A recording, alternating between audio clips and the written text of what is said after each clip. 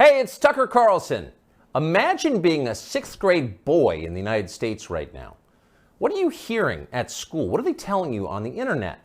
Well, they're telling you to stop being yourself. Sit still. Stop joking. Suppress your aggression. Share your feelings. Obey. Female qualities are virtuous. Masculine qualities are oppressive. That's the message. In case it wasn't clear enough, schools around the country have removed urinals from boys' bathrooms. The male body itself is shameful. Sit down when you pee like a good little girl. Views like this are often called feminism or woke politics, but in fact they amount to mass conversion therapy, an attempt to change the fundamental nature of people. Nothing like this has ever been attempted at scale. It's one of the most grotesque and destructive experiments in human history. What would it be like to find yourself the subject of that experiment as a boy trying to become a man during the Biden years? Well, you might kill yourself. Many have. You might decide to reject your own manhood and embrace androgyny, or even switch sexes. Girls are better? Fine, I'll become one. Or more likely, you might simply withdraw into porn and weed and video games and give up on your life before it's begun. You might retire at 19, a less dramatic form of suicide. All around us, this is happening. Noticing it is forbidden, but that does not make it any less real. So it's probably not surprising that Andrew Tate was the most Googled man in the world last year. He offers a different vision. Tate is a former professional kickboxer who about a decade ago began posting advice to young men on social media. Tate's view is that men want respect above all. It's how they're wired. In order to get respect, men must become worthy of it. They must become more impressive. Wake up early, work as hard as you can, stay sober, find God, keep yourself physically fit, don't complain. That's his worldview. Earlier generations of Western leaders might have found parts of Tate's message inspiring. Now it's seen as a threat. The media treated him like a criminal up until the day he was officially classified as one. Just after Christmas last year, Tate and his brother Tristan were arrested and thrown into prison in Romania, where they live. The Tates were held without charges for 3 months, very likely with the encouragement of the British and American governments. In June, they were charged with human trafficking. They're now under house arrest until their trial. Are the Tates guilty of human trafficking? We're not their lawyers, but it's worth noting that as of today, not a single woman has come forward to say that she was kidnapped or imprisoned or moved across international borders against her will by Andrew or Tristan Tate. It's also true that in some ways, the charges against the Tates seem inevitable, like they were always going to happen. Accusing a man of a sex crime is the fastest possible way to discredit what he's saying. Days after WikiLeaks revealed that the US government had been spying on its allies and lying about it, Julian Assange was arrested in London for rape. 9 years later, prosecutors dropped the case against Assange for lack of evidence, though somehow that fact was not as widely covered. Is that what's happening here? Again, we don't know. Jeffrey Epstein's dinner partners insist that Andrew Tate is a pervert and a criminal. Maybe they're telling the truth. Either way, we think Tate's views about men very much deserve a hearing. So we flew to Romania to talk to him. We're posting the entire interview here on Twitter because we've been assured it will not be taken down for ideological reasons, as so much of his content has been. The video is long, but if you can, take the time to watch it. Make up your own mind about Andrew Tate. Here it is. So what are you charged with?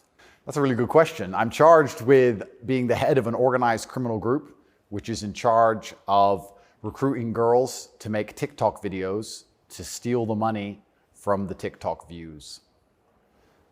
Recruiting girls to make TikTok videos and stealing the money. So it's really a financial crime? It looks that way, and it's very interesting because the girls who they've identified to add to the file are saying that we're not victims of anything and this isn't true. But the state believes it's true, and the state thinks that I, as a 35-year-old man, woke up. I was already extremely financially successful. I was already a father. I was already very well known. I had no financial motivation. I have no criminal record. It's not my personality profile, but I woke up at the age of 35 and decided to make girls do TikTok to enrich myself with the pennies that I would earn from TikTok views. So in the United States, I think the belief is that you were charged with human trafficking. Yeah, that's human trafficking, because what you do is you force a girl to work against her will for financial gain. That's human trafficking. And their justification for this is that girls do TikTok. Some girls I know who they found who say they're not victims have TikTok accounts. How do you force someone to do TikTok videos? I guess the prosecutor is going to have to explain that, isn't he? It's a very interesting scenario I'm in, and I'm inside of Romania, so I have to show a degree of respect to the Romanian judicial system, and I have to show a degree of respect to the situation I'm in. But the overall charge is that there's an organized criminal group. There's a group of us. I'm the head of it. My brother is below me, and we use the lover boy method to convince women to do TikTok videos to make money so that we can steal the TikTok money. So there's no, just to be clear, you are not accused of pandering, of pimping, of forcing women to have sex with anybody. No, not forcing them to have sex, not restraining their movement, not stopping them from living a full life, but the fact that we are somehow convincing them to have TikTok. Very interesting. I don't think... But there's no actual... I'm asking you this because I do think it's a widespread belief that you were accused of pimping. Yeah, no, that's nothing to do with any of this case. Absolutely nothing.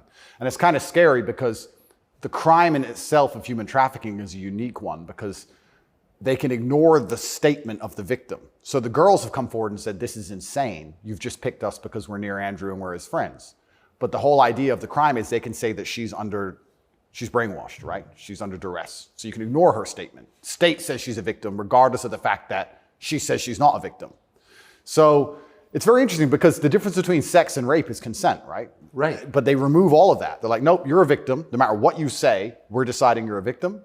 And they've chosen them. And of course, these girls do nothing pornographic. They've never had sex with anyone, nothing to do with that. So they've picked TikTok. So it's scary. Imagine you're a full-grown man anywhere in the world today. They can find two girls who have TikTok on their phone, which is every single female on the planet, and they can accuse you of forcing them to take the TikTok money. And even if the girls say they didn't do that, this isn't true, then you're still a human trafficker. But force, what does that consist of? Forcing someone to do something? Are they accusing you of using violence or? No, they're accusing me, and this is the thing, they're accusing me of using the lover boy method, coercing them by being nice.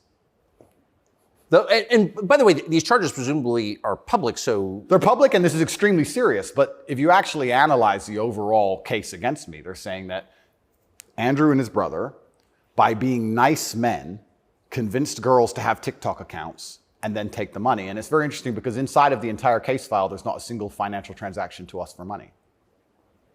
What are the penalties? They're extremely severe, 5 to 10 years in jail.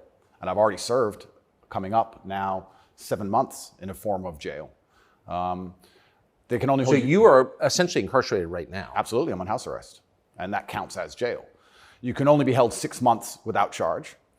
I was initially picked up, thrown in a cell without charge, and I think the intention of the entire investigation at that point was to find the crime because they had very, very weak evidence. They contacted 2,000 people who know me or knew me. They tried very hard to convince some female somewhere to come forward and say something bad about me. The media machine, which works hands in hands with the justice machine, as you know very well, did exactly that. In fact, they offered bribes effectively. They'd call up ex-girlfriends and say, if you have anything bad to say about Andrew, we can pay you $50,000 for the story. And they tried very hard. They didn't find any evidence of anything. They then released me on house arrest, and then 2 days before the legal limit in which they had to drop everything, they charged me with whatever they had from the beginning, which is very little.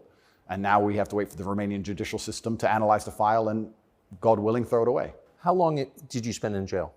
I was in jail for 92 days in a Romanian jail cell. What was that like? It was certainly an interesting experience. I won't lie and say it was easy. It was certainly very difficult. The uncertainty of it. It's a very uncertain situation to be picked up on just before New Year's Eve and thrown in a cell without charge. And I'm asking different prison guards and different prisoners, how long am I going to be here? One prisoner was like, I've been here 2 years. I was like, have you been charged? He goes, yeah, but I haven't gone to court yet. Like, everyone's been there for years. I thought I was going to be there for years. And it certainly takes a mental toll on you. And I think jail is a different experience when you know you're innocent. There was a guy in there for murder. He's like, yeah, I murdered someone, I'm in jail. You can your soul and your mind can accept the punishment for a crime. But when you've actually done nothing wrong, I think jail is a lot harder. Did you know why you were there? Not initially.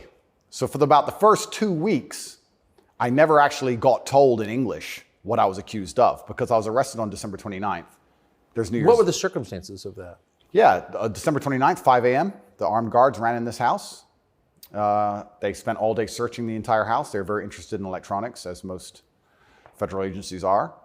And then they took me that evening and said, we're going to go and put you in jail for 24 hours. And after 24 hours, you see a judge, and the judge will decide if you stay in jail. And the judge decided I should stay in jail. What did you do? I mean, who'd you call? I had a lawyer, and my lawyer came and he said, we need to analyze the case file. We need to see what they have against you. You're being accused of human trafficking. I was like, human trafficking? That's insane. Who?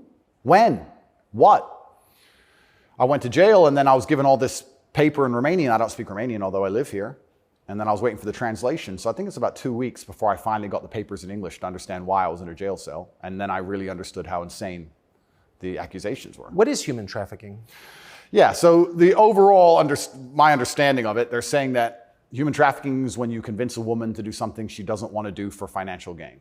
And there's different methods you can do that. You can do that through force, and you can also do that through emotional coercion. I think most people, just speaking from the American perspective, most people believe that human trafficking is effectively slavery, selling human beings. That's what I believe as well, absolutely. And this is the thing that's so interesting. When you finally end up the enemy of the matrix, and they use the legal system as a weapon to punish you for having an opinion, you realize how subjective the law is, right? Because it can be a weapon. When you have something subjective, you can just pick and choose. So if they sit and say, human trafficking is a woman doing something for financial gain against her will via emotional coercion. Well, he knows these two girls, they have TikTok accounts. Emotional coercion? Convincing her. That's what I'm accused of, because they have no proof of me doing anything wrong. So they said, he's convinced these girls to do TikTok for money. The girls have said, this is not true. And the state is denying their statement, saying, no, you're brainwashed. It is true. And I went to jail. So how is the state, so the state is trying to coerce the women. So how is the state not committing human trafficking by the same definition? Well, absolutely. It's very interesting. It's very interesting that you can sit someone down and tell them they're a victim when they say they're not a victim. You're a victim of being coerced, and we're going to try to coerce you into conceding you were coerced. Exactly. It's a very interesting scenario. And okay. Yeah, and it's a very interesting scenario. And it's up until this point, no judge has looked at the evidence of the case. So up until this point, I've been to court a bunch of times. But the only reason I was in court was to discuss my preventative detention. So under Romanian law, if you being free can impede the investigation, you should stay in jail. So the judge agreed that, yeah, maybe if he's free, he can damage this investigation because they're trying very hard to get something on this guy. So I've done a bunch of jail time. And now it just begins. The judge is going to look at the case. And like I said, God willing, I still have enough faith in the Romanian judicial system that she's going to look at this and go, this is not a crime. You're aware of the media coverage of this, however. So you're in jail for 90 days or more, and the rest of the world is talking about you. Do you know what they're saying? They're saying very heinous things, and I would hate to come across as a conspiracy theorist, Tucker, but I kind of have a feeling that this might be something to do with my influence and an attempt to slander my name. Perhaps I'm crazy. But the fact that they chose such a heinous crime, and they reported it so heavily, and they won't shut up and keep repeating basically a slander attack day after day after day. Also considering the fact that other people who genuinely commit heinous crimes have far more favorable press coverage. I don't want you to think I'm a conspiracy theorist. Please, Tucker, I would hate for you to come here and call me crazy. Yeah. But something very strange about it, and I think What, when Jeffrey Epstein's friends call you immoral? Yeah. The goal of it is certainly to slander my name, and I like to see it as a litmus test. I like to see it as an intelligence test. Anybody who wakes up and looks at me and goes, he's a human trafficker because of TikTok, they're fully gone. So, but from the West, just to defend the average news consumer in the West. Sure. Andrew Tate, kind of an outlaw. Yep. Lives in some palace in Romania, wherever that is. Yep. And Romania sounds like the kind of place where human trafficking is like the main industry. A lot of it happens here. That's what's so crazy about it, right? What's so crazy is if they really want to find a human trafficker, I think they could probably do it quite easily. But they managed to get me. That's certainly the perception. But it's one of those charges that kind of sells itself. Oh, absolutely. And it doesn't matter if you're found guilty or not, right? You're a human trafficker forever. And but I do think that public consciousness is changing. I think with things like there's been some very large court cases recently involving some very famous people in which women were caught lying, trying to slander men's names for rape and these kinds of things. And I don't think people believe it anymore. But that scares me to a degree, because I think that the typical weapon, the standardized playbook, is now failing, and I don't know what the new playbook's going to be. It's almost like better the devil you know. That you're too famous, you're too successful, we don't like you. Call him a rapist or a human trafficker, put him all over the news, slander his name, try and wreck his life. Now that nobody believes it, what's the next move? What are they going to try next? Wouldn't it just have been easier to commit like a massive financial crime and defraud people of billions, come up with like a fake cryptocurrency, call it like, I don't know, FTX, or just give a name to it. Yep, something then, random. You know, steal billions and get your parents involved and buy a bunch of real estate in the Bahamas, and then like you'd be sort of a hero, right? Oh, absolutely. And I would have certainly made a lot more money than TikTok, because I don't think TikTok even pays you for views. And if it certainly does, I never got a single transaction from it. So it's a very interesting scenario. But if I was accused of a financial crime, my name would not be slandered. So no, of course. Well, of course not. You have the presumption of innocence. So just back to the jail thing. So you're in with your brother. At the beginning, I was not, but towards the end, I was, yeah. What did you do all day? It's a good question. I looked at the wall, stared at the wall, smoked cigarettes, lots of push-ups, read the Quran. You smoked cigarettes, did push-ups, and read the Quran. Basically, yes. And certainly had some introspective moments. Tried my best to get out, tried my best to, via my small phone calls, understand what's happening in the outside world. Tried to make sure that the people I love and care about are taken care of, because I'm the man of my family, and I'm also the man of quite a large, I wouldn't say empire, but life. And there's a whole lot of people who rely on me. You know, you have staff and families, you have children and families. I know the feeling, yeah. So when you're plucked from that, it's kind of strange. You're in jail and you're concerned for yourself, but your primary concerns are also all your duties as a man. I have duties as a man. I don't want children to starve. You've got a whole tribe. I've got people to pay. So it was very, very frustrating, constantly trying to make sure everybody else was okay and feeling helpless. That's what hurt me the most. I was trying to make sure everybody I love and care about was fine, and I wasn't as powerful as I should have been. And that was very upsetting. And especially if they were going to keep me there for years, I was having serious concerns about how I can feed the people I love. Did you ever come to the edge at all? No, I certainly had some days I was less happy than others, but I made sure that my mindset was built in a way that I could always be doing something constructive. And also, I think you get what you give in life. And if I ever felt particularly sad on a day, I would try very hard to make other people happy, because if I made other people smile, I'd feel better. So even the dinner ladies or the prison guards, I'd try very hard just to make people smile. I know it sounds silly. Some of the prison guards, it doesn't. Some of the prison guards were more open than others, but there was a couple prison guards who were ice cold, who didn't want to say a word to me, and were like, "Hey, bro, your hair looks amazing," and he just stare at me like he wants. Shut up. But I just try my best to cheer people up, to cheer myself up, and as a man, all you can do is just find the resolve to continue doing the best you can in the current circumstance. So, what were the other prisoners like? I don't want to insult Romania in any way, and I love this country, and I chose to live here. But if I had to describe it for the people, for an American audience to understand, I don't think Romania and a lot of these countries have the same kind of mental health setup or the mental health support that a lot of Western nations have. So you end up in jail. So I think there was a lot of mental health problems inside the jail. So it was very similar. It wasn't just a jail. There was also a lot of mental health problems in there, which adds a new complexity and a new dimension to the suffering, because there's just random screaming and there's suicide and it's certainly not a very nice place to be. Oh, so it's horrifying. Yeah, I don't want to go back. You hear the phrase Romanian prison and it sounds tough. So it was what you would imagine. It is. And when this process is over, there's a lot more I will say. But I will say the staff were very nice to me, and I want to make this clear. I want to make it very clear that all the staff in the jail were very professional and very nice to me. I would almost say that they believed I was innocent and they understood that I didn't belong there. There was a semi-apologetic vibe to the way I was treated by the guards, if that makes sense. Yes. They understood very well. I don't think anybody, like I said, with a functioning brain believes that me at the age of 35 decided to steal TikTok money and ruin my entire life without financial motivation to girls who say they're not victims of anything. I don't think anybody with a brain. Well, the fact that you're not accused of a sex crime or of violence, which I think most people don't really understand. Yep. And they can look it up. Yep. I mean, but you're not actually accused of rape, Correct. selling anyone, Correct. pimping. Correct. Okay.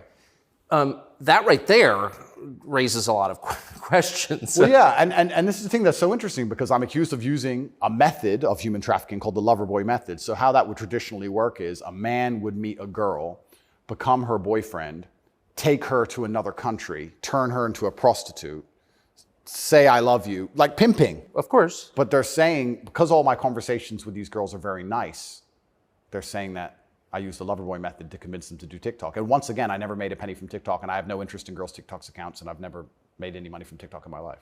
So that raises the question. So that right there, I think, I mean, we can let people assess. I'm not, an expert on the Romanian legal code, but that's kind of not the impression that most people have. Okay? And that's the media, who have made that the media have tried very hard to do that. And if I had to estimate, I think that the overall intention was just to throw me in a cell, use the media machine to drum up something real. I think that's what the goal was. So, but what's the, and I believe that, it seems, obviously. Yeah.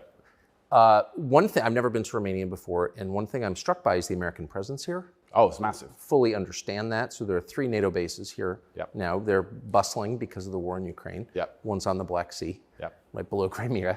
So this is strategically important, this country, to NATO. Absolutely. And so this is a lot less far away than I realized. It's much more American influence. Oh, absolutely. I think that played a role? Yeah, well, I think, and I don't want to get this incorrect, I think it's the 2nd or 3rd biggest U.S. embassy in the world. The U.S. embassy here looks like a prison. It's huge. They've got a huge embassy here. And even during Ceausescu, during the communism days, Romania was an ally of the West, even during communism. Yes. So, yes. Ceausescu came to New York. Yes, that's right, yeah. So Romania and America have been very good friends for a very long time. I have to be careful what I say, but it's certainly very interesting what's happened to me. The American embassy were not particularly helpful, let's put it that way. They weren't very interested in me being locked up without charge. They didn't seem very interested in getting me out. But you're an American citizen. Absolutely. And so you're an American passport holder. correct. So I think the average American believes, perhaps falsely, that if you're accused of a crime in a foreign country, particularly a less developed country like Romania, you go to the U.S. Embassy and someone takes an interest in your case just to make sure that your treatment falls within, accepted standards of justice. Yeah, they came to see me, but when I was asking them what they can actually do about all of this, they weren't particularly helpful. I don't want to peddle conspiracy theories, and I've heard a lot of information, etc. But I wouldn't say they sanctioned it. I don't know if they had to sanction it, but they weren't particularly interested in getting me out. But at least they came to see me more than once. I mean, they kind of pretended to care. The UK embassy didn't even pretend to care. The UK embassy was, I really think they enjoyed it. They didn't. And you're a British subject as well? Correct. And this is the kind of thing, and I want to say this here, that's kind of frustrating for me because Romania is my home now for 7 years, but I'm half British, half American originally. And when something like this happens to you, you have this longing for home.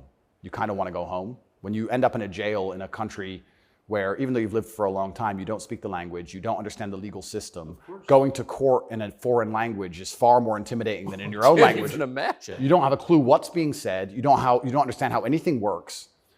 And then you kind of have this longing for home, but I feel like my home countries hate me, and they hate me because of my message, which I believe to be a positive message. So you kind of have this strange feeling of homelessness, because it's like, well, if I go to the UK, I believe they're going to attack me the same. If I go to America, I believe they're going to attack me the same. So where do you go? It's kind of scary. Where do you go? It's a good question. We're going to have to see. And how did you wind up here? I moved to Romania. I came to visit a long time ago. Before anybody ever visited Romania, I came to visit, and I genuinely fell in love with the place. It truly is a fantastic country. I love nature, as an amazing nature. It's a very safe place. It has this reputation of being dangerous. It's not dangerous. It's very safe. The people are very good. The people are very conservative traditionally. It's almost like America was 20, 30 years ago. It's gorgeous. They have a bunch of nice restaurants and plenty of things to do, and I've never had a problem here in any way.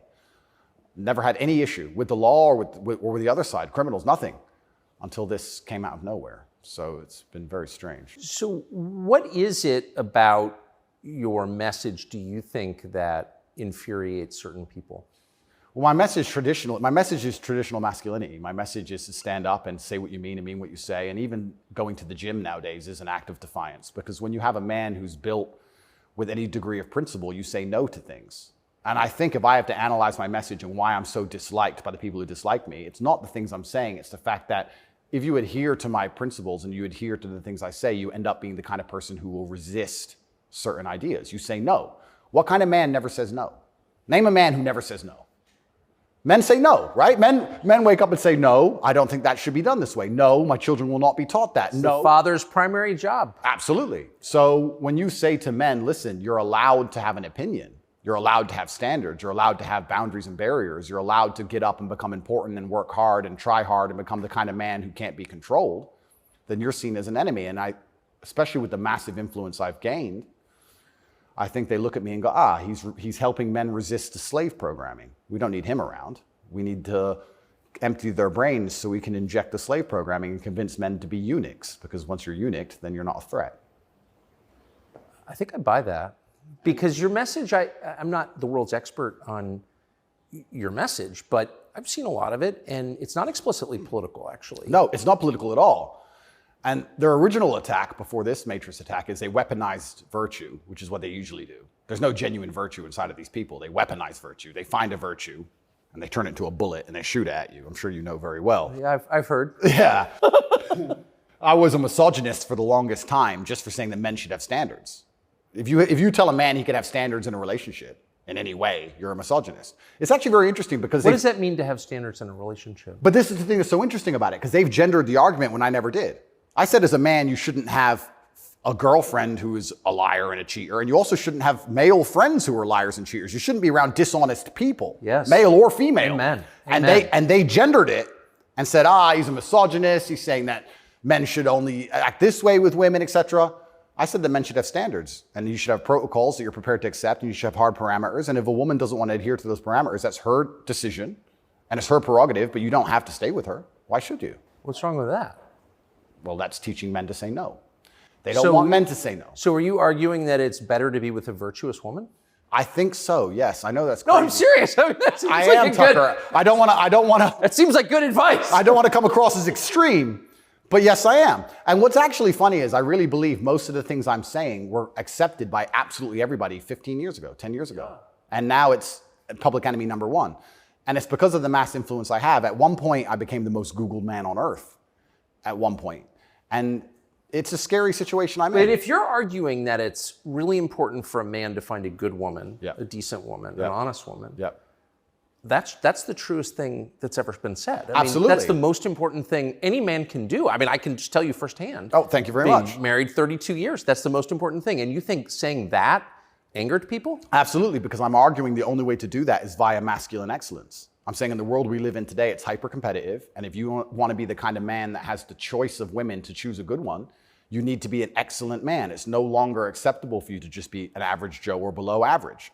You have to get up and you have to work hard and you have to be smart and interesting and you have to be charismatic and make some money and be in good shape and you have to try very hard. And unfortunately for them, if you follow that path as a man and you become successful in those realms, you end up being the kind of person who resists enslavement. You become the kind of person who wakes up and says, no, I don't believe in that. That doesn't make sense to me. I can't imagine a better message than that.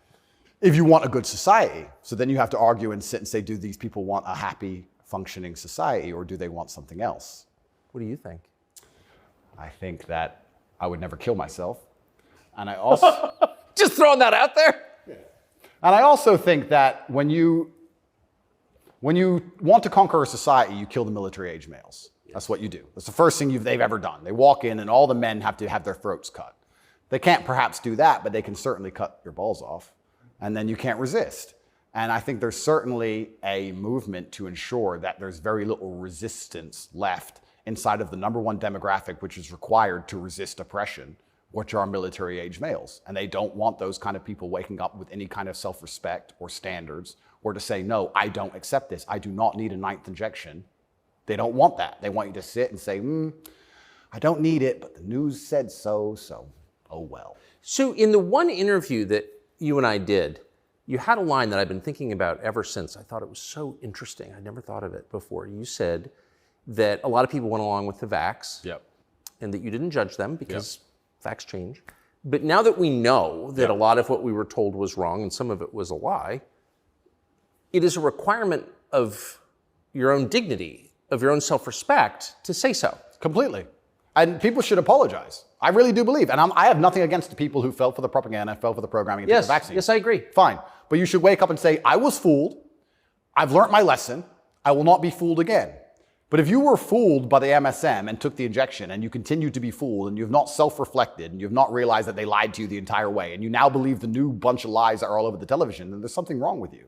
Or you don't care that you were lied to. You don't care that you were lied to because I think a lot of this is actually genuinely cowardice. I think it's a very easy worldview. The life is easier if you accept the news tells the truth. Yes. Everything they want me to believe is true. Everything's nice and simple. Good guys, bad guys, doop-de-doop-de-doo. And if you want to actually wake up, it takes a degree of bravery because then you have to destroy your entire worldview, everything you've ever understood and everything you're told, and you have to really look at the world and go, oh, this is a mess. And that takes bravery. And once again, that's why they don't want men to be brave. They want you to sit there and go, oh, it's easier if just, CNN said, so it must be true. And it's cowardice. And they're trying to instill cowardice in all of us. That's what they're trying very hard to do.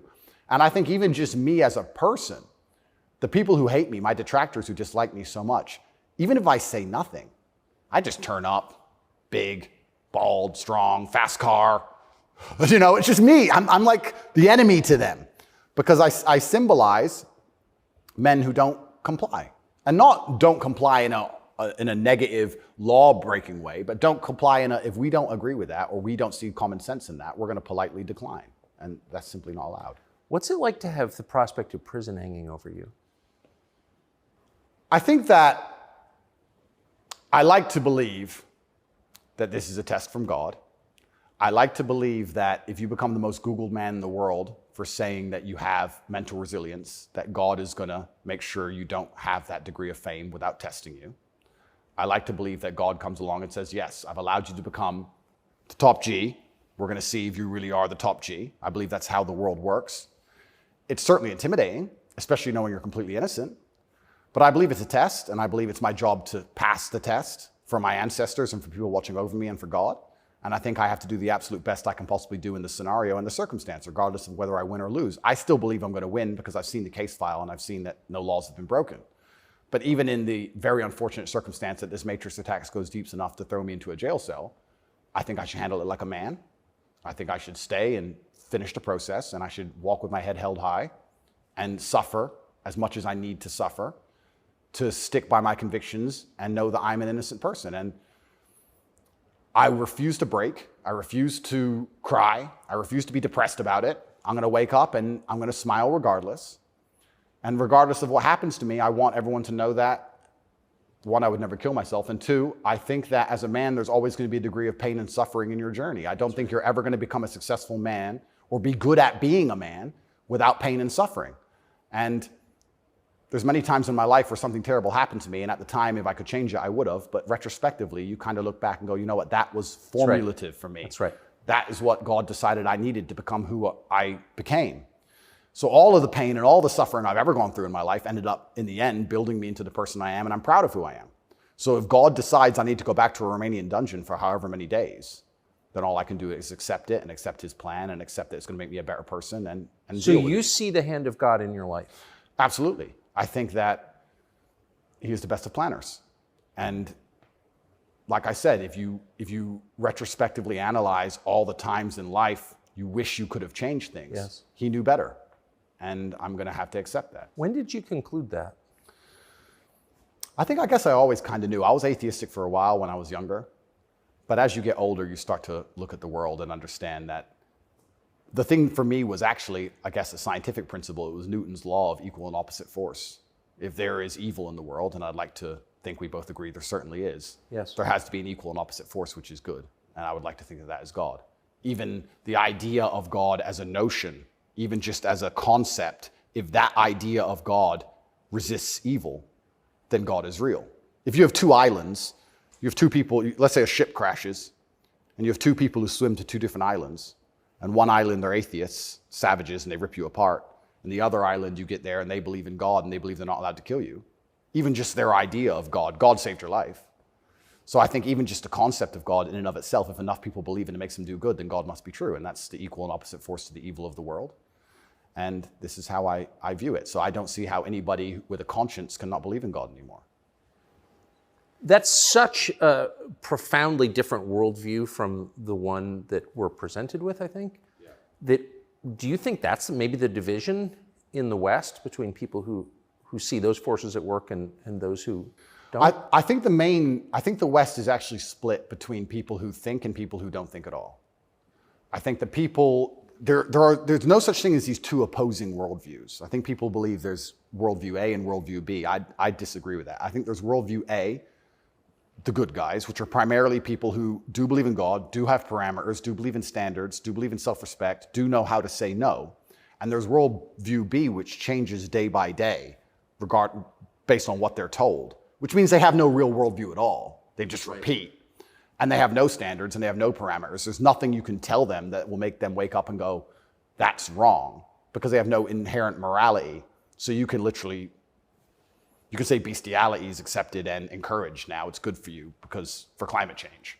And they'll sit there and go, oh, for climate change, oh, well, off we go. And they'll just do it. So I think you have a camp of people who think, and you have a camp of people who repeat.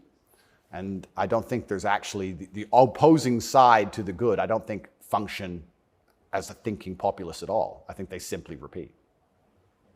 It feels like the conflict between those two groups is getting more intense. It's certainly getting more intense. And it was interesting for me and I want to be an optimist, but I lost so much faith in humanity during COVID. If you would have told me how COVID would have gone down before COVID, I'd say no way. We're not that bad. I thought the people aren't that dumb. But when I experienced COVID, it's actually scary. You see how the Nazis managed to do what they did. You see how they managed to put people in concentration camps. You see it. And I had a very unique view of COVID because in the first days of COVID, when people were falling over in China and the Italian hospitals were overrun, at the height of the panic, when most people believed, because it was the very beginning, early stages, my brother and I had a very logical conversation and said, we're two military-aged men in very good physical condition. If we die of this, the world's over. If it can kill us, it's zombie apocalypse. So why are we going to live in fear? So we found the only two countries that were open, which were Sweden and Belarus. We had just been to Belarus. This is before the Ukraine war. We'd just been there. We decided to try Sweden. So for the first 3 months of COVID, during the height of lockdowns, when Florida was closed, when it was absolute... I remember. Yeah, when it was the craziest lockdowns globally, me and Tristan are in Sweden in absolute freedom. They had no restrictions, no masks, no vaccine passports, no social distancing, nightclubs are full, restaurants are open, perfectly complete normal society. Nobody talks about this anymore. Nobody talks about, wait, Sweden never did a thing. Everything functioned perfectly fine the entire time. And they don't have it, where's their illness of their winter of severe illness and death? Yes. They never had one. It's a cold country, never had one. So we were living in Sweden, living completely normal lives, seeing the internet and seeing this insanity, and we're like, well, surely if we just put up a few videos of us partying in Sweden in nightclubs, this will wake people up. People ignored their own eyes. That's the scariest thing about everything, is that they can get to a level where, with the media machine, where people will genuinely ignore their own eyes. I don't understand how you can get people so brainwashed that they will see that the sky is blue, and then they'll watch that the sky is green, and then they'll look at it again and go, the sky's green. It's crazy to me, but COVID proves they can do that. And that's why the war is getting so intense, because the principled people are saying, how can you still believe in the things that you're saying? Here is all the logical, empirical evidence that that is a lie. But these people are ideologically brainwashed, and they don't want to take enough. They don't have the bravery it takes to wake up and accept that they're being lied to. So they'd rather just, to the end of time, repeat what they're told. And it becomes more and more intense as it becomes more and more ridiculous. That's so scary. As it becomes more and more ridiculous, the more intense both sides get. Yes. Right? So what the future holds, I'm not entirely sure. But I like to believe, even my current charges, I found solace when I was in jail, that the thinking people are looking at this going, something about this doesn't seem right. Well, I mean, it is a little bracing. I mean, when I discovered, I was sympathetic to you already. Yeah. But, a man's accused of human trafficking. It's worth finding out what he's accused of. Sure. And when I discovered that there was no actual human trafficking charge, that's not actually human trafficking. I don't care what you call it. Yep. You weren't even accused of buying and selling anyone. Then the next conclusion you inevitably reach is they don't like the guy, they don't like his views, it's fine. They're going to send him to jail for that. Yep. That does seem like an escalation. Absolutely, but if they don't like your views and you're inspiring millions of people to resist slave programming, you become a threat. Like, they discuss me. But you can't send a guy to jail because you disagree with him. You shouldn't. But even before I went to jail, the members of parliament in the UK were talking about me and what a dangerous role model I am for young boys.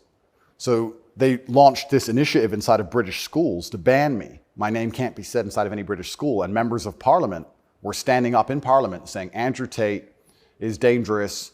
He's encouraging young boys to have misogynistic views, because I'm literally telling young men to go to the gym and to stand up for themselves and believe in themselves and believe in something. And by extension, you look at some of the sexual education books these children are being given, which I believe at age 9, I don't think a child needs to learn about anal sex or any of these things. Probably not. Yeah, probably not. So they're pushing that to the children, but I'm banned. Well, they're also pushing weed and video games on boys. Oh, completely. And you can listen to rap music about killing people all day long. And there's a whole, and Lil Nas, he can have sex with the devil in his music videos. That's fine. But I'm dangerous for saying go to the gym.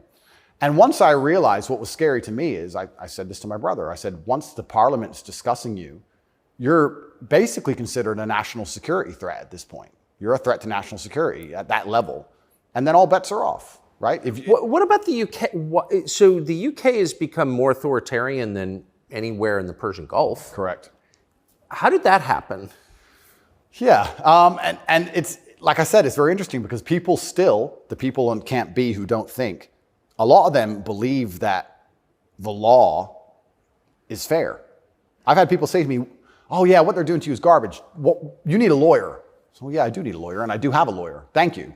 But it's not that simple, unfortunately. You know, the law is very subjective, and if they want to attack you with it, they're going to do a very good job of attacking you with it. And that's what the UK does. The UK have these laws which are extremely subjective, and they can use it as a weapon to basically silence anyone they decide. But or why? hurt anyone they decide. England is the birthplace of free speech, of habeas corpus, of kind of framework of liberal democracy that we thought we believed in. Yep. And now it's a country where people are arrested for praying. Well, what happened? Good question. And there's a saying that I heard, and I don't know who said it, but he said that a sick country adopts laws like a dying man will try medicine. And I think that the UK is failing in real time. If you look at it in any metric, whether it's living standards, whether it's crime rate, any metric you can measure the success of a country by, it's fallen off the cliff. It's becoming more and more expensive to live there. The education system's gone down the pan. London is the stabbing capital of the world. You're not safe to leave your house. So their answer to this is just more and more and more laws. And unfortunately, as they do that, they're not even intelligent enough to actually attack the people who are doing genuinely bad to the world. They just make more and more authoritarian laws, and they end up using them to attack the people that the government doesn't like. And I ended up being one of them. And I think Europe in general has problems. If you look at France as we speak, I think it's on fire, isn't it? Most of it? It is. Yeah. So they have issues, and their answer, what's a government's solution to anything? Law. What can a government do? No matter what. But they're not laws that are aimed at fixing the problem that's right in front of them. No, they're laws aimed at fixing the person who's talking about the problems. So why don't you get rid of the guy who tells everybody? Isn't that easier? Tucker? Why fix any of this? If we just shut him up, they won't know. No, but that's like responding to a heat wave by breaking your thermometer. Completely right. That's the plan. It's insane. Plan 1 is to break the thermometer. We might deal with the heat wave a bit later. But get air conditioning. No, let's break the thermometer. For now, there's too many people talking about the heat wave. So let's just break that. And then later on, maybe when we have time, we'll do something about the actual issue. It does seem like a lot of this is an effort not to talk about the real thing in Europe anyway, which is migration. Yep. And the UK, formerly known as England, and France have both been completely changed by people from other countries. Yep. And I'm sure have added good things too. I mean, I'm not, but they've changed them, and in general, they're not better countries. And why can't anyone admit that? But this is what's really interesting to me about what's happening, because we're talking about masculinity and men who say no and men who stand up. But there has to be balance, right? Yeah. Everywhere in the world, there has to be power balances. If there's not a balance in power, there's going to be a vacuum, and that's going to be filled. If you neuter the native population of men, if you destroy their mentality to resist, if you tell them that every single thing about them masculine is wrong, and you basically feminize and eunuchate them, turn them into eunuchs, and then you import high testosterone men from the third world who don't believe any of this garbage, who grew up in a society where they understand the only way to succeed is to be a fearsome predator to a degree, what do you think is going to happen? Like, who's supposed to protect the sanctity of these nations and these settlements and these towns and villages? The police? No. In general, I would argue that it's the masculine essence that can be detected by the people who arrive. I guarantee if you were to put a bunch of these migrants in Sarajevo or Moscow, they'd behave themselves. Oh, but yeah. I have a feeling they'd just look around and go, not today. But when you neuter the native populace, then it's like, well, there's a power vacuum. And when there's a power vacuum, what do we expect to happen? So that's what are the French going to do about it? What's your average Englishman going to do about it? Nothing. And that's the thing. And that makes you wonder, is this purposeful? Like, why? These two actions of neutering the native populace and importing these high testosterone third worlders are so at odds with each other. Is this purposeful? I'm not sure, but has anyone considered this? So yeah, it's interesting because you talk about these are huge and intentional trends, and I mean they're historically transformative trends. They're a big deal, and so they're probably not happening by accident, right? There's got to be some intent. How could there not be? That's right. And how do they expect all of this to end? And this is exactly what's happening with migration. The problem with migration specifically is that there's no native masculine populace to enforce any degree of culture or boundary or parameter. And like I said, I would argue the point. And I've been to Sarajevo and I've been to Moscow. I've been to these places and I've seen there's a whole bunch of migration and everybody seems to just behave a little bit differently. And I think that's because people understand that men live here. That men live here. Yeah. If you turn up in someone's house and their house is pristine, you're probably going to take your cup and you're going to go put it in the kitchen. But if you turn up in somebody's house and it's a fucking mess and nobody respects the house and nobody cares and the man is drugged out of his mind, half asleep on the couch, what are you going to do with your cup? You're going to leave it there. You don't give a shit.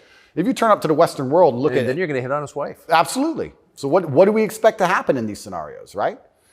And it is purposeful and it is scary that even me just telling men to go to the gym is seen as an act of defiance to the point where I have to be punished. I must go to jail. I must be silenced. The thermometer must be broken. If at the end of all of this, no matter what happens, do you plan to stay in Romania? I love Romania. I love this country. And if I am found not guilty, I will stay in Romania, yeah. I will still stay here. I don't believe in running away. I also believe, and perhaps this is... Yeah, I didn't even want to ask you that because you've got a legal case pending, but I mean, presumably you're rich enough to run away when you haven't. Correct. I'm not going anywhere. I think if I was anywhere in the Western world, this would have happened to me. I don't think this is Romania's fault. Let's put it that way. I don't think this is Romania's fault. I think if I resided in Switzerland or France or Italy, the same thing would have happened. Yeah. From knowing what I know. I think it was going to happen to me regardless. And I think I do have a large amount of sympathy, especially amongst the Romanian population. I get thousands of messages a day from Romanians apologizing to me. Yeah. I think the people here actually like me. My waiter at lunch yesterday is one of them. He wanted you to know, yeah. Oh, amazing. This is what I mean. Everyone understands what's happening. My problem is not with Romania. I don't hold any personal grudges against Romania. I think that this Matrix attack was going to come to me. Basically. What is the Matrix? Good question. I guess some Americans call it the deep state, but I like to look at it in a more global way. When I say the Matrix, I think there are certain agendas which are being pushed. I think the media machine and the judicial systems of the world work together hand in hand. I think the goal is to control people's minds to a point where they don't discuss anything that's important. The reason I use the Matrix is because I've watched that movie a few times and it has so many similarities to the... Have you seen the movie? No. You've never seen the movie The Matrix? No, I don't watch any movie. I don't want to talk about it on camera. No, I'm very dyslexic and it's hard for me to watch video. Got it. Honestly. Understood. But there's so many similarities, and the basic premise is that humans' minds are controlled and put inside of a false reality so that their body heat can be manifested for the machines. And I don't think it's much different to reality. Our minds are controlled. We're put in a false version of reality. We're told things aren't true. We're arguing over things that don't matter. We're observing a false version of events. And the goal of it is just to distract us long enough for our bodies to be used for the machines, the soulless. And I think it's pretty similar. pretty similar, striking similarities. And even then, there's a bunch of other similarities which are difficult for me to explain. You haven't watched the movie, but there are agents inside of the Matrix, and the idea of the agent, the purpose of the agent is to make sure that nobody understands how the Matrix really works and to wake anybody's mind up. They want to keep you asleep. And any person can become an agent at any time. If they're not unplugged, if their mind is not free, they can become an agent, and their job is to keep you asleep. And you see agents all the time. COVID awoken me to agents. When I would sit and talk to somebody and they seemed perfectly rational and normal until I mentioned COVID, and then they'd fully change. No, it's dangerous. No, what do you mean? What do you mean? Are you crazy? My grandma got sick. And they became an agent instantly and started repeating the news to me. And I was like, your grandma got sick. How old is she? 97? Interesting. Oh, I better lock myself in my house then. Dumbass. So agents exist and the Matrix exists, and I think most people's version of the world is a false one. The idea and the world that most people have in their mind and how society functions and how all these things function, I genuinely believe is completely false. I think they've all been lied to. I don't think anybody understands how any of the world works. And I try and use some very simple, very simple analogies to wake people up. I said to one of my friends once, I said, if me and you could play video games for $10,000 and you could cheat, would you cheat? He goes, well, no. I was like, if I was whooping your ass and it was 10 grand a game and you could cheat, would you cheat? He goes, yeah. I was like, all right, so you accept that people cheat to win in a video game for a menial amount of money. You think they're not going to cheat for something that matters? Yeah. I think they're not going to cheat for something important? You understand what I'm saying? Oh, yeah. Yeah. So, how about to get the most important job in the world, President of the United States? I would never kill myself. I mean, people kill each other over insurance fraud. You don't think, right? Yeah. Yeah. So when you actually understand how the world really works, what was really interesting? I remember there was this big military coup in, was it Myanmar or Burma? One of these, there was a big military coup like a year ago or something. And nobody really cared. They mentioned it on the news a little bit. And I looked at it and I looked into it. And they were talking about how the two political parties were almost 50-50. And then in the 90s, something changed. And now one political party just smokes the other one. And the military took over to restore democracy and all this stuff. It was very interesting, the voting machines they used. Really interesting, something to look into. A lot of countries like that. Philippines, also true. Why do you think support for the war in Ukraine, support for Ukraine's side in the war against Russia, support for a war against Russia in the West, is kind of the bottom line issue for the people who run the US government and for the American media? Why? I mean, I guess you could argue about it, but there isn't an argument about it in the United States. There's a position, and anyone who doesn't hold it is attacked and punished. Why? Why is that so important? Well, the first thing I think we should all do is I think we should all give Putin credit for curing COVID, right? Because when his invasion happened, COVID went away. So I hadn't thought about that. Think about it. It's almost to the day. So we have to give him some credit at least for doing that. He may be the bad guy of the world, but at least he cured COVID for everybody, nearly instantly. Fair. Thank you, President Putin. Yeah, I, up until this point, never really commented too heavily on politics. Yes. But I understand very well, I like to believe what's happening with Ukraine and Russia. And what I will say to the people who are watching this at home is that if you are naive enough to believe that there are good guys and bad guys in wars, and it's as simple as good and bad, and that the bad guys are crazy and the good guys want freedom, then you need to do a little bit more investigation into what's really happening. And when you look at the vested interest of any country or any person... Can I just ask you to pause and just comment? That's the truest thing, what you just said. That is and anyone who doesn't understand that should shut the fuck up.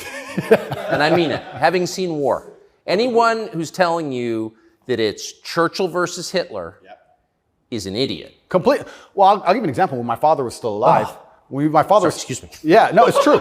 When my father was still alive, my father died 6 or 7 years ago. I was a lot younger. The war in Afghanistan was going on. He died 6 or 7 years ago. How old was he? 56. Oh gosh. Yeah, he died. But the war in Afghanistan was going on. And I remember asking my dad, saying, why do the Taliban even fight and resist the American war machine? They don't stand a chance. Like, why are these terrorists even fighting against the American war machine? And my dad said, they're fighting for their way of life. They want their wife, and they want their children, and they want their society and their language, and they don't want pride flags, and they don't want American bullshit, and they don't want to be told what to do. And they're fighting to be a culture and be a people which is independent in and of itself. Like, they're not the bad guys you think they are. They're people who are like, why are you here? What do you want? We don't agree with that. That's against our holy book. Fuck off. Right? So even there's no such thing as good and bad in any war. And people. Who is your father? My father was a chess master. He worked for the CIA when he was a linguist for the CIA, and then he was American. He was discharged, and for a story I won't tell, but he was a chess master, and it's very interesting. I encourage people to look at his Twitter. He still has Twitter at Tate Terrific, and everything he was talking about 11 years ago is so important now. 11 years ago, no one cared about. We had the Donbass in 2014. People cared. Yes. People cared a bit, but he predicted the future. You want to see how chess players can see the future? Read his Twitter. Everything from LGBTQ, why they need your kids because they can't have their own, to the war that's coming and how Europe's going to have an energy crisis, to the letter. It's all on his Twitter. It's amazing to read. It's like you could tell the future. 10 years ago, no one talked about any of this stuff. Did he live in the U.S.? Yes. Yeah, he lived in America. Fascinating. Yeah, it's crazy. But he was telling me about a lot of this stuff even when I was a lot younger. And as we said, there's no good guys and bad guys. But when you have a vested interest in something, I think that people are relatively simple. You're talking about why the American government has such a vested interest in this war. Which is not good for America. Which is not good for America. So is it, well, we can say it's for money or we can say it's for power. What else would it be for? What, is it really for freedom and democracy? Well, I think that's already been destroyed by Zelensky, hasn't it? So yes. What is it for if it's not for money and power? And then you say, well, who's the money and the power going to? These are logical conversations. It's a very logical thought process. I agree. You know, wouldn't it be interesting to say, okay, I woke up, I'm an American. I would never kill myself. I woke up, I'm an American. Why does America care? Well, I guess it's for money or power. There's no other reason. Okay, well, America wants to be a rich, powerful country. That's fine.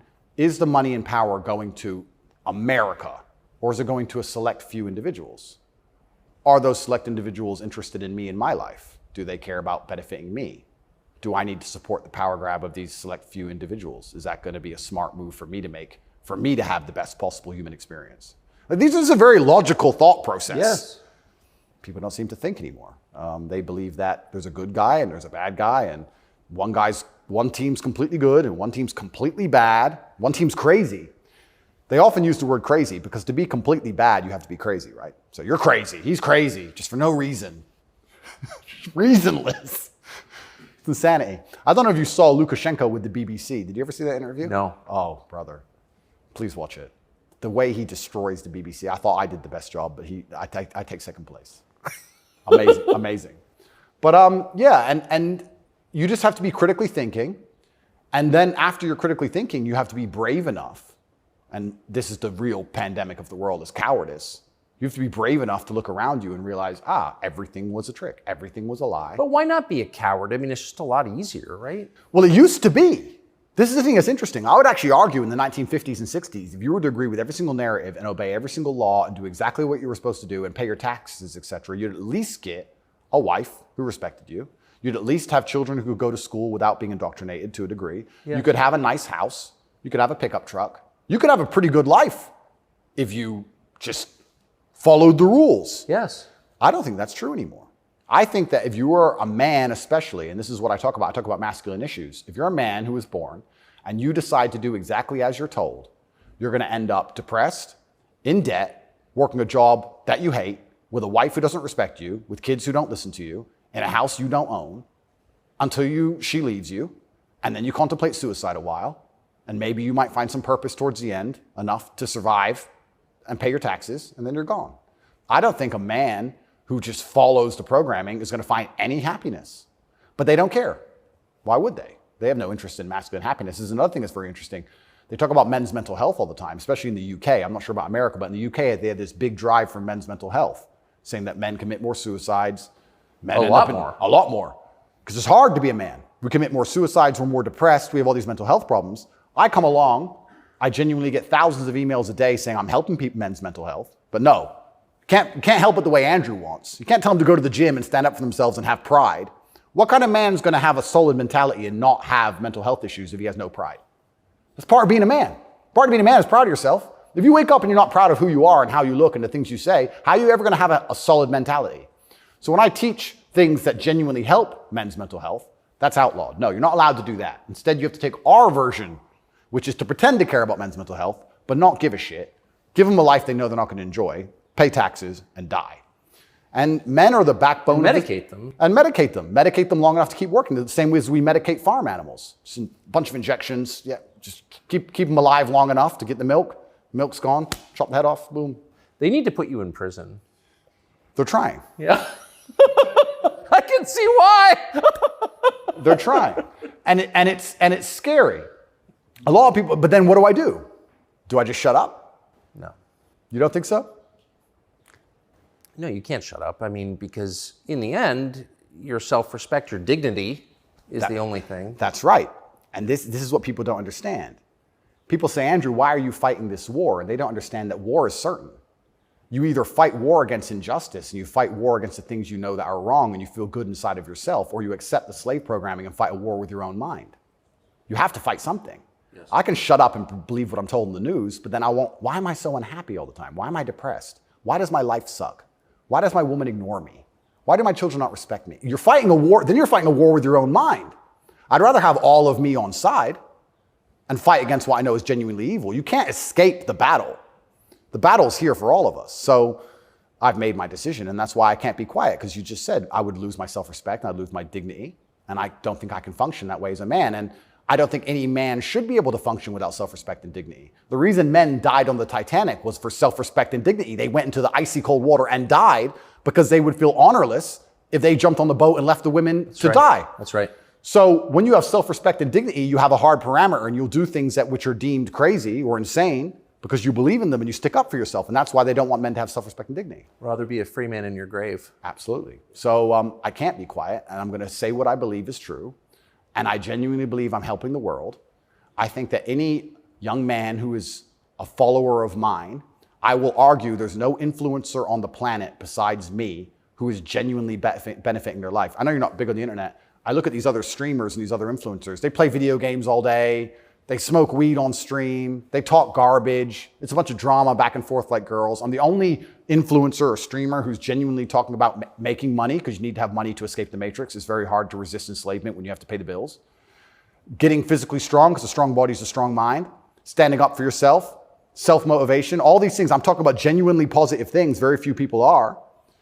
And I think that is an extremely important message that needs to be told. And I'm not going to stop doing it, because I know I'm genuinely helping the world. And they're going to try and punish me for it for the rest of my life. I think this is just beginning.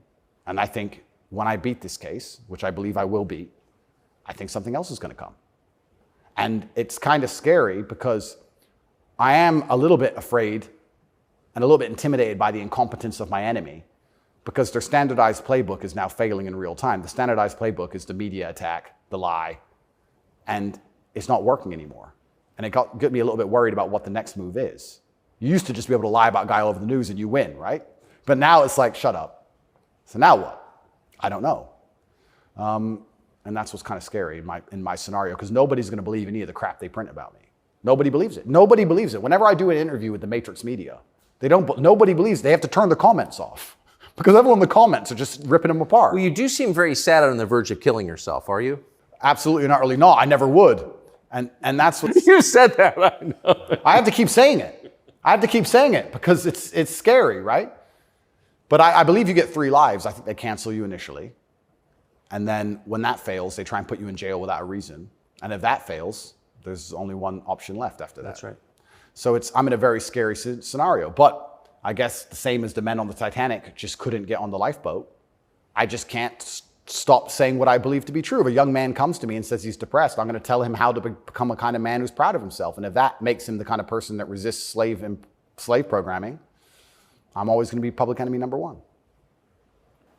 You've said depression isn't real, or it's not, as the way we describe depression isn't accurate. What do you think of depression? When I say depression isn't real, that really upset the world, especially the liberals, because they all live on medication, right? When I say depression isn't real, I'm saying that because I don't believe in things that can take away power from me. If I believed in depression, I would have been depressed in jail. But I can't be depressed if I don't believe in it. If you don't believe in ghosts, how can you be haunted?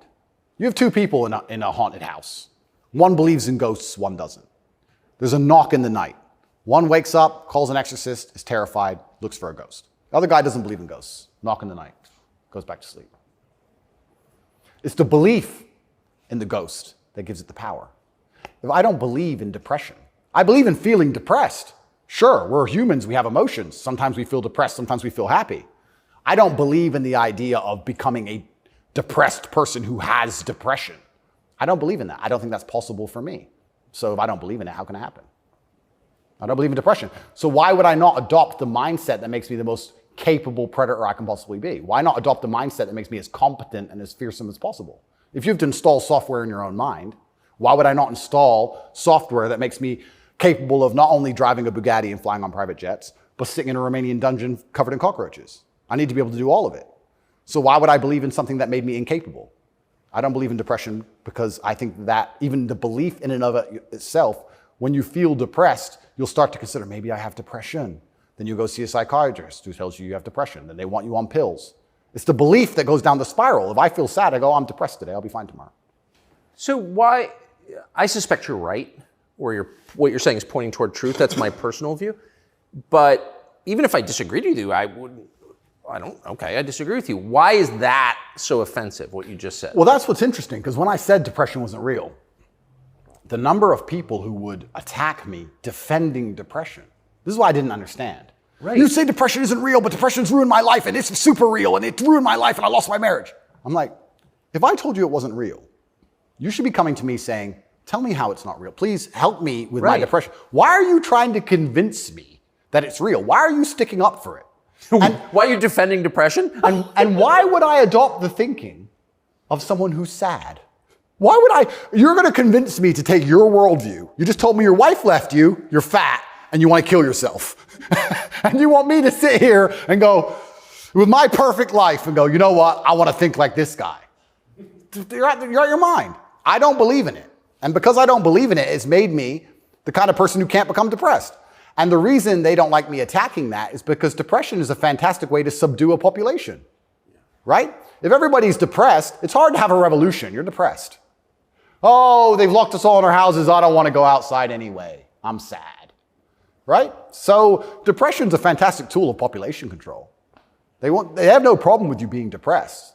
They have a problem with you being the opposite, principled and energetic. No, you don't want principled, energetic people. That's a problem. A bunch of depressed people, easy. If you had to invade a country, would you rather the opposing army be principled and energetic or depressed?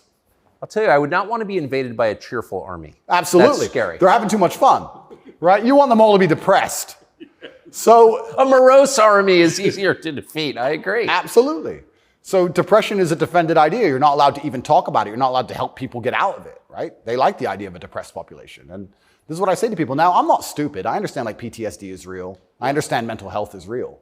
I'm not saying that, but I say if you're an 18-year-old boy or 18-year-old man and your life is pretty much okay, bacteria didn't steal your eyesight, which could have happened. You never had a car crash and lost both of your legs, which could have happened. You're actually very fortunate.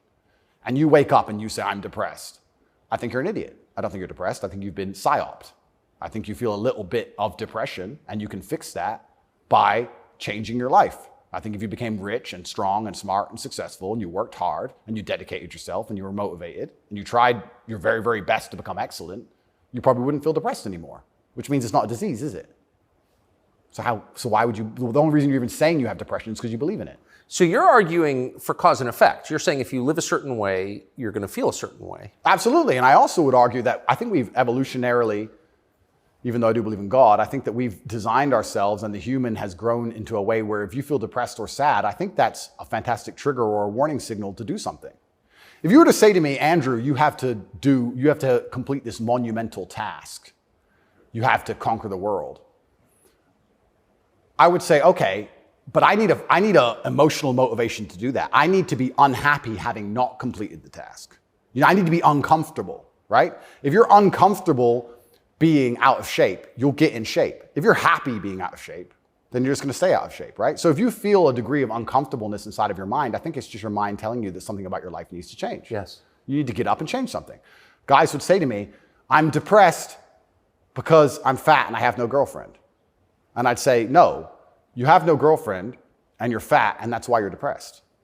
If you go change those two things, you'd probably be surprised that your disease goes away. I had another guy say he was going to kill himself. I said, listen, it's back when I used to reply to my emails when I was smaller. I said, make me a promise, get a six-pack first.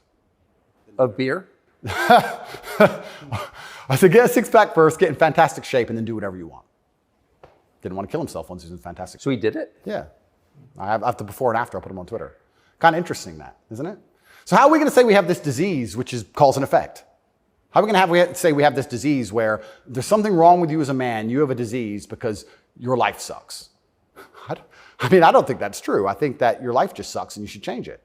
And another thing I also preach, and this is another thing that's very important, I also think as a man, because life as a man is pain and suffering, and when I say that, because you're never going to be a good man or good at being a man without pain and suffering. You're going to have to go through a bunch of shit and have a terrible life to become a good man. I think you should embrace that and accept it. And I think that the correct mental model for men to have is a degree of stoicism and not to be too concerned with even how they feel. If I woke up today happy, I would have done this interview with you. If I woke up today sad, I would have done this interview with you. What's the difference? Why put so much importance on my emotion if certain things must be done? I must work, I must train, I must see Tucker Carlson, I must resist the Matrix. You've got duties. I've got things to do. So why are we going to sit around and talk about how I feel if it doesn't even affect how I act? And as a man, it shouldn't, because there's too much to do. And the masculine world is hyper-competitive. This is another thing most people don't understand. Totally agree. It's hyper-competitive out here. All the women want a few men at the top. The Ferrari, you don't want a Ferrari to drive fast. You want a Ferrari because other men want a Ferrari and can't have one. It's hyper-competitive. So if you're competing against every other man for every dollar you make, every girl you see, the house you live in, the car you drive, the life you live, you're not going to be able to compete with the person who performs regardless of how they feel if you only compete when you feel like competing. Right? Because there's men like me out there who will be sad every day and outcompete you regardless. I don't care how I feel. I will still win. And that's the kind of mindset you need to adopt. So when a man comes... You've got a job to do. Stop whining. Go to work. Completely. Yeah, I agree. Completely. Yes. So when men say, but I feel sad. Who cares? The world doesn't care. All the men who are out here to destroy you and take your girl don't care. So why do you care? Like the person who should care least is you. You're the only person who wakes up every day who should have a genuine vested interest in improving your life. Nobody else wakes up and wants to improve your life, only you. So if nobody else cares about how you feel, why do you care? So my argument also for depression is, you're depressed, fine. Have you trained today? Well, that doesn't change what you should do with your life, depressed or not. And I don't say this because I'm an eternally happy person. I say this because I've experienced all ranges of human emotion. I was in a Romanian jail cell with cockroaches crawling all over me as I slept. I never missed a day of training. I wouldn't say I was particularly happy, but push-ups must be done. So they got done. You're very close to your brother. Correct. And you were locked away for part of that with him. And did you have fun at all with him? Yes. I do think there's something inside of men, whereas if you're with your boys or you're with your group of men, there's something inside of us. Totally. And it allows you to make the absolute best of the worst situations. Maybe that's an evolution from war. You know, all the men went to war and you saw all this pain and suffering and you saw heads, people decapitated and you're injured, but then you sit around the campfire and you're laughing. You're laughing. That's right. It's something inside of us. It's like a coping mechanism when you're around men. So when me and him were together, no matter how bad the scenario or no matter what they tried to do to us, part of us would just look at each other like, cigarette? And you find joy in that. And yeah, there's definitely, and that's another thing I think a lot of men are lacking. A lot of men are missing is a masculine support network. I think buddies. Yeah. You know, you talk to a guy and say, what was the highlight of your life? What was the best time of your life? And they'll say, college football. It's not about the football. It's about the team. Yeah. You know? And I think a lot of that's destroyed as well. Because also it's interesting how everything interconnects. When you destroy honor and principle and the masculine essence inside of men, well, now as a man, it's very hard to have friends. I wouldn't want to have a male friend who had no principles, no honors, and didn't work hard and was always crying about being sad. What do I want to hang around with him for? He's a loser, right? So then your support network's destroyed. And I think that men have always needed that since the dawn of time, and I think that's gone. But They don't have friends. Men, especially middle-aged men, have no friends. Absolutely, because they've been told that to give them all away and do as the wife says, and then she left him. No wonder he wants to kill himself, wouldn't you? No wonder he's depressed. It sounds like the worst existence ever. And now we're living in a world now, especially, where everything is hyper-competitive, especially the sexual marketplace. Like if you're a 52-year-old, overweight, average income, no fame dude, and you have to find a girl, it's going to be pretty difficult. To find a good one, it's going to be very hard. So we're like, well, of course he's lonely. Then his kids don't respect him. They're busy. Like, of course he's sad. Like, it's actually heartbreaking to discuss. It is heartbreaking. It's heartbreaking. But then how do you prevent that happening? Well, then you need to be a man of honor and principle and make sure that you keep your support networks and make sure that your woman does respect you. And a woman's going to respect you when she sees other men respect you. Yes. And they're only going to respect you if you respect yourself. But to respect yourself, you have to be the kind of person who says no. What do you think of porn? There's been some statistics, there's been some studies done. Most men or less men are having sex than ever before. I've seen that. Yeah, and what is that? Well, that's an extension of the fact that masculine virtue is being destroyed. That's the thing that's interesting about all these things. They psyop, especially men, they say, listen, women want a feminist man. Women want a man with no moral principle who would make sure that there's a conversation about who should fight the burglar when your house is broken into, because equal opportunities, equal rights, of course. Don't presume just because you're a man that you should defend her physically. Of course not. That makes you a bigot and a misogynist. So they convince men to adopt these virtues and ways. And of course, women, by and large, dislike them for it. So now as masculinity is plummeted, a whole bunch of men are simply not having sex anymore. And then they become addicted to porn, which is cucking, effectively. I mean, two people are having sex and you're just watching it. and it's become a, yeah. Good point. I mean, and it's become a pandemic, right? So men are replacing genuine sexual relationships with just the computer screen and porn. And it's becoming a very, very big problem. And that's also exasperated by the fact that I think the sexual marketplace has become globalized. This is the thing I say to young men. A lot of men come to me with problems, and my only answer to them is masculine excellence. I say that in the world we live in today, being a normal man or below normal is going to be terrible. You have to be an exceptional man because the sexual marketplace, especially, even if you just want to find a wife, is globalized. If you, in 1955, if you met the hot girl in the Nebraskan town, she was the hot girl in the Nebraskan town. If you meet her today, she's being offered to go to Courchevel and go skiing in France, and she's being offered to fly to Dubai. And there's millionaires who can just fly her anywhere and give her anything she wants. And who are you? Right? It's getting harder and harder as a man to even find the most basic human function of reproduction. Even to just find a woman you can reproduce with, it's becoming more and more difficult. You also couple that with the fact that they've destroyed morality in women also. So when you destroy the morality in men and you destroy how a man should act, and then you destroy how a woman should act, you're both going in the opposite direction. Most women out there are very happy to share a man who's just rich and famous, and they don't care. It's right. So if you're the normal guy, there's this rich famous guy with 30 girls. That's 29 dudes who are lonely, and they end up watching porn. And if you have a porn addiction or you have a problem with porn, you have a problem with yourself, because I guarantee if you were the kind of man you're supposed to be, you would have no time for that. And you wouldn't need it. I can confirm that's absolutely and utterly the case. Yeah. So the fact you even need porn shows there's a problem with you as a man. Because if you were the kind of man you could be, and I genuinely believe that any man can become anything, then you'd have unlimited sexual options and you would have no interest in that. And I do want to make this clear to the world, because there's a bit of a misconception about my story. My father was in the military, and then he left to become a professional chess player. He was a traveling chess player. You don't make money with that. My mother and father broke up at age 9. We moved to England purely because you get more help from the state. I was raised on welfare in Marsh Farm, which is the worst area of the worst town, Luton, with the highest crime rate. I went to a school with a 4% pass rate, single mother household effectively. Started from absolutely nothing, became a kickboxing world champion. Your mother was English? English, correct. So I started at the absolute lowest echelon of life, and I would like to consider myself somewhere near the top now. I've been through absolutely every stage. So when I say to men, you can become anything you want, and my answer to you is masculine excellence, there's no other answer. I can't tell you how to rig the game and cheat the game. If we're all racing a race and I have a Ferrari and you have a Nissan, I mean, sure, you can get a bit better at driving, but you're probably going to lose. You have to get a better character to play this game of life. So that's why I preach masculine excellence, because for many of the world's problems today, porn, sexual access, being respected by your peers, making sure that your wife's going to stay with you after the children are born for a very long time. That's right. Being happy, anything. It all comes down to who you are as a man. The only answer is masculine excellence. There's nothing you can do besides hard work, accept the trauma and pain and suffering, and work harder than everyone else around you worked. And that's why porn's a problem. So I will genuinely say to any man out there who finds himself loading up that website, go take a look in the mirror and realize why no one wants to fuck you.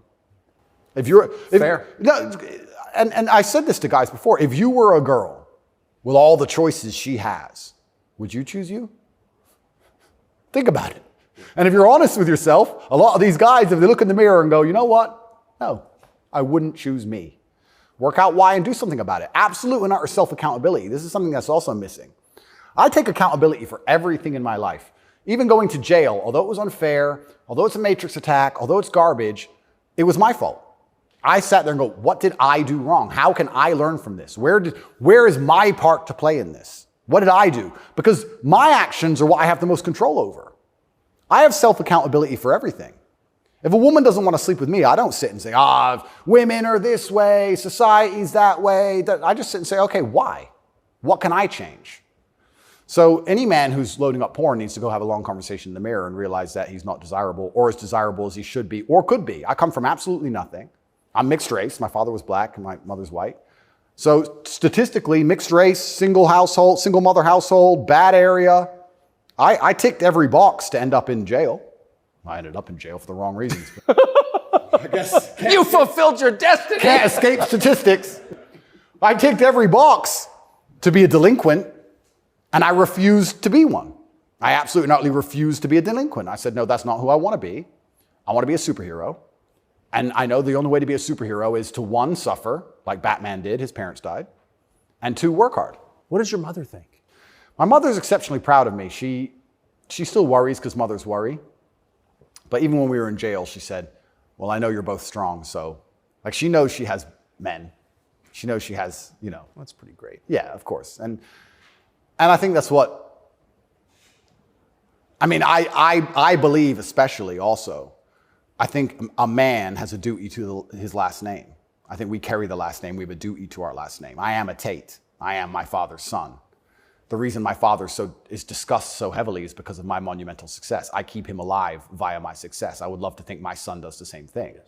They will talk about my son in a way where they're so interested in his life path that I must be discussed by extension, and then I live forever. So I have a duty to Tate. I have a duty to my last name. I must perform. And this is what I said to my mother on the phone. I'm a Tate. It's fine. Oh, but the conditions are bad. Yeah. That's life. And even as a man today, you're waking up, you want to load up a porn website. You should have respect for your last name, and you should sit and say, is this who I am? Is this what I do? A lot of this comes down to the things we discussed at the very beginning. Self-respect, honor, dignity. Well, you have no dignity? Well, I have too much dignity for that shit. And a lot of these men have no dignity, no self-respect. And it's all an extension. It extends of why they're never going to be who they could be and also what they do to cope with that. And yeah, porn is a coping mechanism. What do you think of women? I think women are some of the most powerful people on the planet, firstly. A lot of the conversations we're having, most people don't understand that women are the gatekeepers and women are the ultimate judges. Women are the ultimate judges, especially of sexual access, right? So when I say that maybe 40% of the letters I got in jail were from women, just love letters.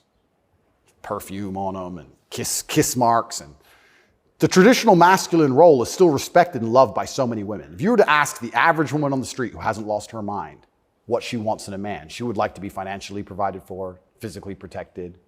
I love women. I think they are the most powerful and precious things on the planet. They give life. But I believe that when you love a woman, you should want to protect her and provide for her and take care of her. I don't believe you love a woman by wanting to do everything she says and cucking to her. I don't believe that because I love women, I should have no standards on what I expect in a woman. I don't think loving women is sitting there going, a woman can do whatever she wants to me and I put up with it. I don't think that's loving women at all. I think loving women is saying, I'm going to be the best man I can be. And the only way I'm going to be a good man is with a degree of standard.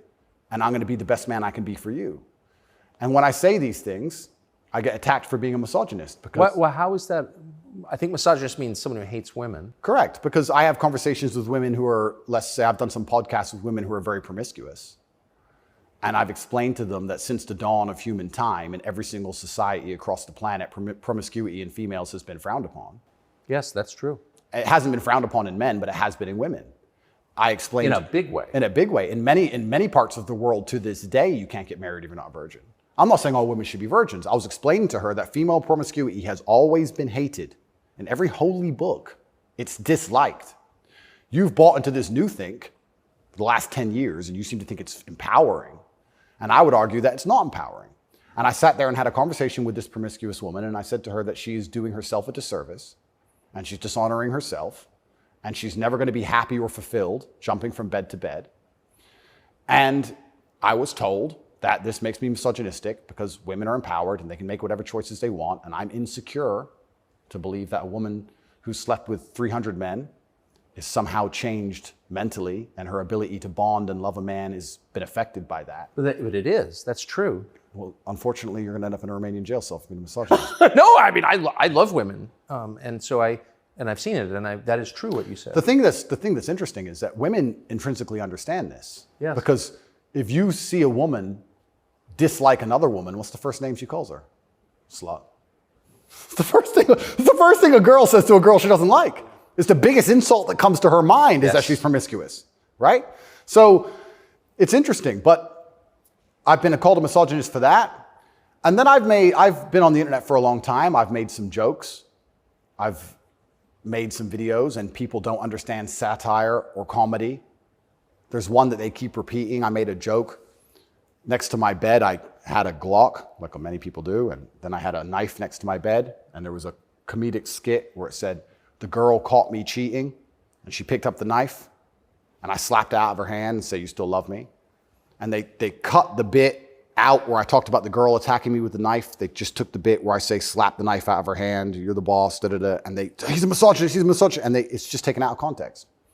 And that's another thing that's happened to me, and I am aware of this, and like I said, I take absolute self-accountability, but the way you make jokes and make videos when you get 100 views is very different than the way you would make a joke or make a video when you get millions of views. And when they're trying their best to they'll look at a 4-hour video and find 3 seconds. I'll give you an example of it, where it hurt me very recently. I did a podcast where I was discussing corruption. I discussed which country I believe is the most corrupt country in the world. They start a lot of wars. And the answer to that by the person I was discussing it with is, well, you live in Romania, Romania is corrupt. I said, Romania is corrupt, correct. But I don't think there's certainly corruption, but they don't start monumental wars which end up in millions of deaths. I would argue that their corruption, because a policeman stops me and I can bribe my way out of a parking ticket or a speeding ticket, is far less destructive. So we discussed this at length for hours. They cut out the bit where I said Romania is corrupt and showed it to the judge. That kept me in jail. Ooh. Yeah. So, and that's my problem in a nutshell. Long format content, people will find a little bit, edit it up, and try and attack me with it. And that's where this whole misogynistic things come from. It's either from me arguing with promiscuous women on podcasts designed for promiscuous women to argue their point, and I destroy them so flawlessly that I'm a bad person, or something taken out of context. And it's insane because, like I said, the amount of support I get from women is actually monumental. The amount of mothers who write to me and say that their son's doing better than ever. The amount of women who write to me and say that their boyfriend's doing better than ever. The amount of women who love me and just want to meet me. This idea that I'm hated by women is probably the biggest lie about this whole story. I don't want to brag, but I can assure the world that's absolutely not true. I had thousands of letters of support from women. In fact, there was one girl, never met her. She would play love songs from her car outside the jail. So she'd put the music on and play love songs. And I managed to tweet out via my cousin the songs I wanted to listen to. Whitesnake, Is This Love? And she'd play them for me. Never met her. Don't know who she is. So you're in a Romanian prison cell requesting Whitesnake on the radio in the car outside. Correct. And some girl would pull up and put kind of a surreal moment. Put her speakers on full and play me my love songs for a good 3 or 4 minutes before the police would come and make her move. I got a song a day. But yeah, this idea that I'm universally hated by women is insanity. That's not true. So you said you're a mixed race. Your dad was black, your mom was not, was white English. What do you make of the race conversation in the United States? I think it's deliberately, they're trying to put fuel on the fire and they're deliberately trying to accelerate division. This is what I believe. I think that if a black billionaire and a white billionaire meet somewhere, I don't think there's much conversation about race. I don't think... No! I don't think there's any racism. No. Interesting, no? They're not that interested in the topic, actually. They don't care. Right. Right? But amongst the lower echelons of the populace, they seem very interested in trying to turn us all on each other. Yes. I wonder why that is. And I wonder why they deliberately make laws and push media matters which are designed to do exactly that. I wonder why that is. We can sit, and I have my own theories. But I think what certain people in the world would be most afraid of is the white people of a certain economic class and the black people of a certain economic class shaking hands and saying, this is bullshit. I think that would be very intimidating for them. So it's certainly accelerated. And it's also very interesting because as a mixed race person, I will also sit and state, I don't look particularly black. Most people can't guess where I'm from. I've had more discrimination against me for being a straight male than I've ever had for my skin color. I've had more people look at me or have problems with me purely because of my sexual orientation and my generally masculine essence than I've ever had anybody say anything about my skin color ever. And I'll also say, if somebody has a real problem with my skin color, who cares? If someone's that ignorant, who gives a shit? Like, it's also, I do find it amazing they manage to psyop people into being so brutally offended by it. If someone were to come up to me and say, you're not white, I'd say, correct. Have a nice day. Who cares? It's amazing how they've got everyone wrapped up in this. But yeah, it's certainly accelerated. And another thing that's very interesting about it, especially in America, a lot of Americans are insulated to, I feel like, world history. Yeah, I've noticed. You know, they're like, oh, slavery, slavery, slavery. Slavery was everywhere. Every country had slaves. Arabs had slaves, Chinese had slaves, Aztecs had slaves. Everybody had slaves. The American Indians had slaves. Everybody did. A lot of slaves. Correct. And they're like, oh, we've been enslaved. Everyone was enslaved. Unfortunately, the world wasn't such a nice place, right? And there's been ethnic divisions in every single country on earth since the dawn of time. There still is in many countries in the world today. They believe this is a uniquely American issue. And I would strongly argue that one, it's completely and utterly not. And two, I think that if you are black, white, Asian, I think if you stand up, self-respect, work hard, try your best, turn up on time, firm handshake, don't make excuses for anything, don't look for an easy way out, no matter what your skin color is, in America or England or any other Western nation, I think you can be extremely successful. I don't think anything's stopping you.